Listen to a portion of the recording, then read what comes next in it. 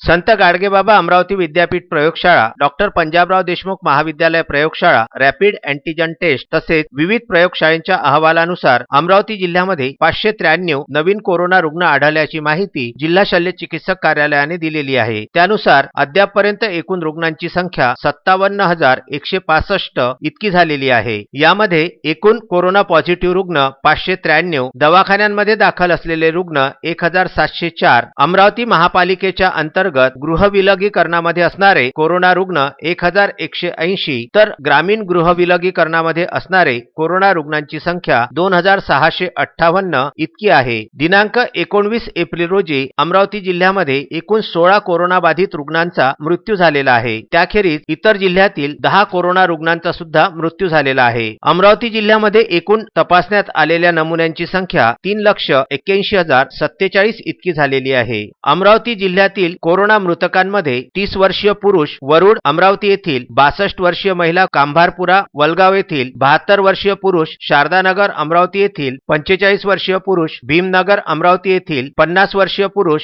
धामणगाव काटपूर येथील, 90 वर्षीय पुरुष आरेगाव अचलपूर येथील, 78 वर्षीय पुरुष कारंजा घाडगे येथील, 75 वर्षीय महिला काटोल येथील, 34 वर्षीय पुरुष कवठाकडू चांदूर रेल्वे येथील, 50 वर्षीय पुरुष भारवाडी तिवसा येथील, 66 वर्षीय पुरुष जुनी तहसील परिसर तिवसा येथील, 55 वर्षीय पुरुष बुलढाणा जिल्हा येथील, 65 वर्षीय महिला वरुड येथील, 42 वर्षीय पुरुष मसानगंज येथील, 65 वर्षीय पुरुष खैरगाव येथील, 55 वर्षीय पुरुष शिरसगाव कोरडे तालुका चांदूर रेल्वे येथील असल्याचे जिल्हा सामान्य रुग्णालयाने कळविले आहे। त्यामुळे अमरावती जिल्ह्यातील 16 व इतर जिल्ह्यातील 10 असे 26 कोरोना बाधित रुग्ण दिनांक 19 एप्रिल रोजी अमरावतीमध्ये दगावलेले आहेत। Vidarbha news bureau, Amravati.